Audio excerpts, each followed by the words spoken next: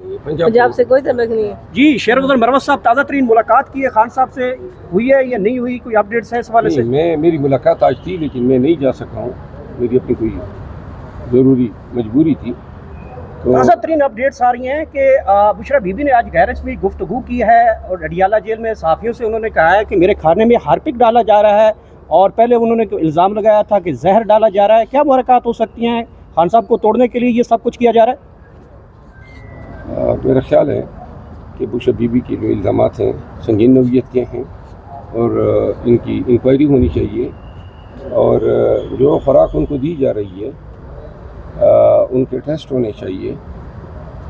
ये बड़े संगीन इल्ज़ामात हैं। वज़ीर-ए-आज़म पाकिस्तान इमरान खान की बीवी जो सरकार की तहवील में हैं वो इल्ज़ामात लगा रही हैं अपने जान के हवाले से। माजी के हालात को देखें, खान साहब पे वज़ीराबाद में अटैक हुआ, जुडिशल कम्प्लेक्स में अटैक हुआ, जान लेने के दर पे हैं। तो लिहाजा उनकी सोचा कि इन इल्ज़ामात की फौरी तौर पे इंक्वायरी होनी चाहिए। 6 अप्रैल को आप जलसा मरवत साहब, जहांगीर तरीन साहब जब थे उनका भी अपना एक सोशल मीडिया था, लगभग तमाम तरह पीटीआई के रहनुमाओं के सोशल मीडिया इस वक्त काम कर रहे हैं। आपके सोशल मीडिया से लोगों को बहुत प्रॉब्लम है, क्या वजह इसकी? प्रॉब्लम अगर है तो मुझे टकी की परवाह ही नहीं है। हर एक काउंसलर तक के लेवल ने अपने सोशल मीडिया ग्रुप्स बनाए हुए हैं। मैं किसी को जवाबदेह नहीं हूँ कि मैं उनसे पूछ के सोशल मीडिया ग्रुप बनाऊँ, तो लिहाजा मैं बना रहा हूँ, बल्कि बना चुका हूँ। 5 तारीख को लॉन्च होगा। जो लोग गालियाँ देते हैं, जो लोग मेरे खिलाफ कैंपेन करते हैं, उन्हीं के लिए मैंने बनाई। शेरवदल मरवत साहब 6 तारीख को आप ऐसा खास क्या है जो सबसे अलग है जिसकी वजह से लोगों को प्रॉब्लम है?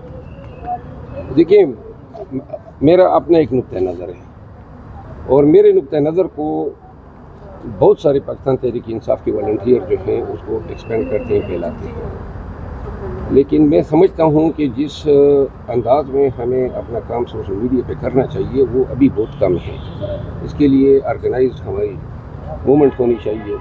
और इस सिलसिले में देखिए, एहतजाज होते हैं, जलसे होते हैं, जुलूस होते हैं। मैं आपको मिसाल दूँ, पेशावर में हमारी रैली थी, तो पेशावर में रैली में पूरे लोग पेशावर में फिर रहे थे, किसी को पता ही नहीं था कि इस पेशावर प्रेस क्लब में रैली रखी गई है। ये मेरा काम तो नहीं है ना, ये सोशल मीडिया के ज़रिए ये बात फैलानी चाहिए।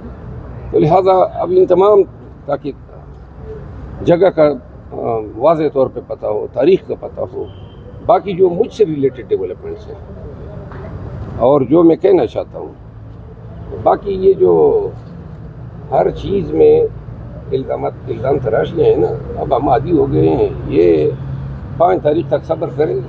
ये कहते हैं गालियाँ देंगे, कोई जवाब न दें। ये कहते हैं कैंपेन करेंगे आपके खिलाफ। जो कैंपेन करेगा 10 गुना कैंपेन आप करेंगे। जो गाली देगा उसको मौके पे जवाब देंगे। 5 तारीख। अच्छा, आपके मुताबिक 5 आपने कहा, आप तो ट्वीट में 10,000 लोग जो हैं मैंने लिस्ट किए हैं, उनकी ट्रेनिंग जारी है।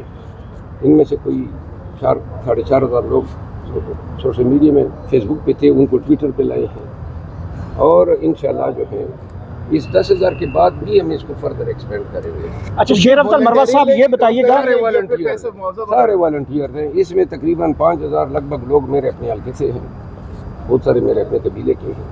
आई नीड दिया है, मुझे उनकी मदद करता है। अच्छा, शेरवदल मरवत साहब 6 तारीख को परेड ग्राउंड में आप जलसा कर रहे हैं, बड़ी तादाद सुनने में आ रही है, लेकिन क्या कैदीन में से बाकी जमातों में मौलाना फजल रहमान को या शेख रशीद को दावत देंगे? उनकी भी सोच आपकी इस तरह मिलती जुलती है? मेरा काम जलसे जुलूस, एहतजाज, रैली, इनसे मेरा था। कौन आ रहा है कौन नहीं आ रहा है ये खान साहब फैसला करते हैं, और इसके लिए दूसरी टीम है दावत देना, बुलाना। शेरवदल मरवत साहब, खान साहब की डायरेक्शन पर आप जलसा करने जा रहे हैं, आपको जिम्मेदारियां सौंपी गई हैं, तो जो अहम खिताब होगा, खान साहब तो जाहिर सी बात है अडियाला जेल में है, उनकी जगह अहम जो लीडिंग खिताब होगा, स्पीच होगी, वो किसकी होगी? आप करेंगे खान साहब के बिहाफ पर या कोई और करेगा? ये पूरी क़यादत करेगी ना। अब जो खिताब आवाम को पसंद आए वही खिताब जो है ना आखिरी खिताब खान साहब करते हैं ना, तो आप तो जब जलसा होगा तो आखिरी पे नहीं होगा।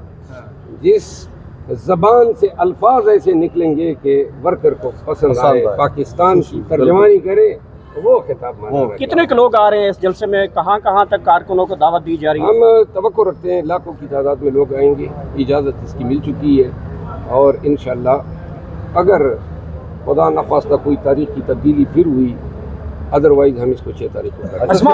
اسما بخاری نے کہا کہ ہم پنجاب حکومت سے 3 ارب روپے کا ایک ہیلی کاپٹر لینے لگے ہیں جو کہ عوام کی خدمت میں استعمال ہوگا۔ عوام کی خدمت کرنا ان کو صحیح طریقے سے آتا ہے، اسی لیے تو 3 ارب کا ہیلی کاپٹر لے رہے ہیں۔ ہیلی کاپٹر تو 10 کروڑ میں بھی آتا ہے، لیکن 3 ارب کا اس لیے ضروری ہے تاکہ وہی 3 ارب روپے جو ہیں ٹیکسوں کی شکل میں عوام کی کال ادھیڑنے کے لیے لگائے جائیں۔ آپ کو پبلک اکاؤنٹس کمیٹی کا چیئرمین نامزد کیا گیا اپوزیشن کی جانب سے، کمر کس لی آپ نے مربت صاحب؟ نوٹیفیکیشن ہونے دیں، اس کے بعد کمر بھی کس لیں گے۔ اچھا، عید کے بعد کے آپ کے کیا پلانس ہیں؟ کس طرح سے جو ہے وہ معاملات لے کر چلیں گے؟ جلسے کریں گے، لانگ مارچ کریں گے، کس طرح کی اسٹریٹجی؟ سب کچھ کریں گے۔ لاہور اور کراچی میں ابتدائی بڑے جلسے کریں گے، اور کل اس حوالے سے پارلیمانی کمیٹی کا اجلاس بھی ہوا۔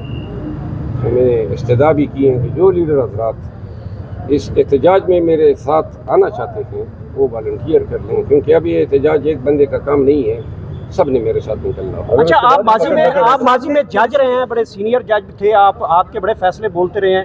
یہ ججز نے جو 6 ججز نے خط لکھا ہے، واقعتاً ججز کے اوپر اس طرح کے پریشر ہوتے ہیں، آپ کے اوپر بھی اس طرح کا کوئی پریشر تھا؟ ہمارے دور میں پاکستان کا نظام اتنا گھٹیا نہیں ہو چکا تھا۔ میں 20 سال پرانی بات کر رہا ہوں۔ اب جو پاکستان کا نظام ہے، خصوصاً 2 سال سے، وہ نظام تو نہیں رہ گیا، مافیا بن چکا ہے، لہٰذا اچھا 7 رکنی بینچ بنا دیا گیا ہے، اس کو آپ نے جو نا مسترد کیا ہے کہ یہ نہ ہو فل بینچ کی آپ نے مطالبہ کیا ہے، تو کل تو سماعت ہونے جا رہی ہے فل کورٹ۔ اگر فل کورٹ ہو تو بہتر ہے، ادروائز 7 رکنی بینچ بھی قابل قبول ہے۔ 2 ججز تو وہ ہیں جنہوں نے انکوائری کمیشن بنانے کا کہا تھا کہ انکوائری کمیشن تو ہو نا، چیف جسٹس صاحب خود بھی ہیں۔ وہ ایک علیحدہ ان کی رائے تھی، لیکن جب بینچ پہ بیٹھیں گے، حقائق ان کے سامنے آئیں گے تو ان کی عدالتی رائے جو بنے گی وہ اس وقت کی بات ہے۔ تو اگر ان کے خلاف فیصلہ آتا تو پھر آئے نا، دیکھیں جج صاحبان اپنی رائے میں آزاد ہونے چاہیے، جو ان کو مناسب نظر آئے، جسٹ نظر آئے، وہی ان کی رائے ہونی چاہیے۔ تو لہٰذا کوئی پریشر جج صاحبان کے بینچز پہ ڈائریکٹلی یا انڈائریکٹلی ڈالنا جو ہے یہ قطعاً مناسب نہیں ہے۔ اچھا، مولانا فضل الرحمان نے شاہزیب خانزادہ کے پروگرام میں کہا ہے کہ تحریک انصاف کے رویے میں مثبت تبدیلی آئی ہے، تو کیا اس طرح کے معاملات نہیں ہو سکتے کہ اکٹھے مل کے جدوجہد کریں؟ کیونکہ وہ بھی الیکشن میں دھاندلی کے خلاف جو ہے وہ کر رہے ہیں، آپ لوگ بھی اس پہ جو ہے وہ برسر پیکار ہیں۔ ایک چیز کی کنفیوژن ہے مجھے، مولانا صاحب کا مقابلہ تو ہمارے ساتھ ہوا ہے، ان کو تو آرا پی ٹی آئی نہیں ہے۔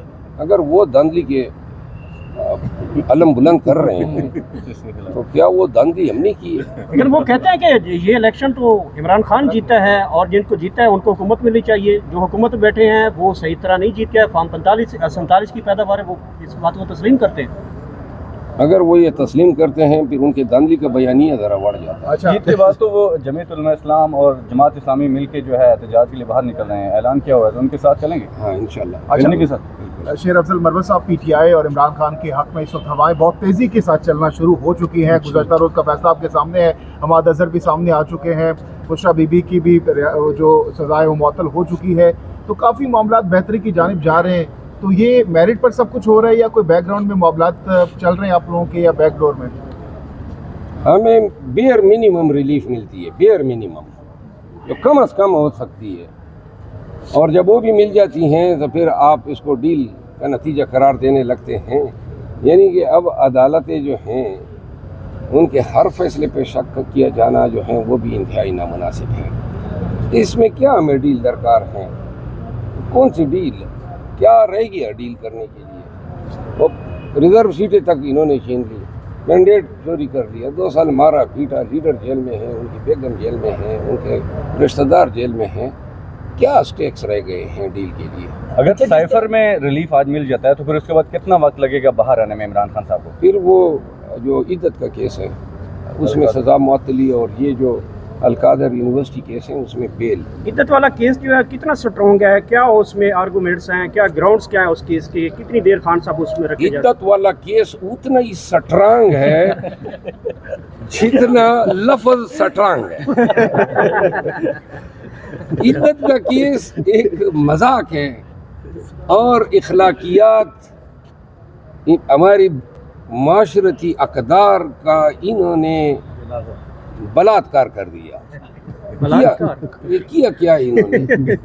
وہ مانیکا صاحب کو لے آئے, ان نوکر کو لے آئے, خان کے نوکر کو لے آئے. یہ انسانیت سے گری ہوئی حرکتیں تھیں. یہ عدت کیس جو ہیں, میں چونکہ اس میں وکیل رہا ہوں تو مجھے علم ہے کہ یہ عدت کیس قانوناً چل ہی نہیں سکتا تھا. جج صاحب نے بالکل قانون کو پامال کیا ہے, اور جو 6 جج صاحبان نے لیٹر لکھا ہے نا کہ محتاط تدبیر پہ پریشر ہے, یہی فیصلے آنے تھے. خاور مانیکا تو کہتے ہیں میرا گھر تباہ ہو گیا ہے, میں اجڑ گیا ہوں, میرے ساتھ زیادتی ہوئی ہے. خاور مانیکا جیسے شخص کے لیے کوئی جواب دینا بھی میرا خیال ہے کہ میرے گریس سے مطابقت نہیں کرتا ہے. جو اس شخص نے کیا 2017 میں اس نے بیان دیا, 6 سال بعد آ کے اس نے دوسرا بیان داغ دیا. اور ایک شخص جو ہیں جب اپنی شرم اور اپنی غیرت اس طرح عوام میں آ کے صرف اور صرف بلیک میلنگ کی وجہ سے عوام کے سامنے آشکارا کرتا ہے, اس شخص کی کوئی اوقات ہی نہیں ہے, اس شخص کی کوئی حیثیت ہی نہیں ہے. بہرحال ایک مکروہ کردار ہے. اچھا, علی امین گنڈاپور اور خان صاحب کی بھی گزشتہ روز جیل میں ملاقات ہوئی ہے. اس ملاقات کا کیا مقصد تھا, کن امور پر بات چیت کی گئی, اس حوالے سے آپ کے پاس انفارمیشن؟ مجھے اس کا علم نہیں ہے. علی امین خان صاحب سے ابھی تھوڑی دیر پہلے میری بات ہوئی ہے, لیکن میری ملاقات کے حوالے سے شکریہ.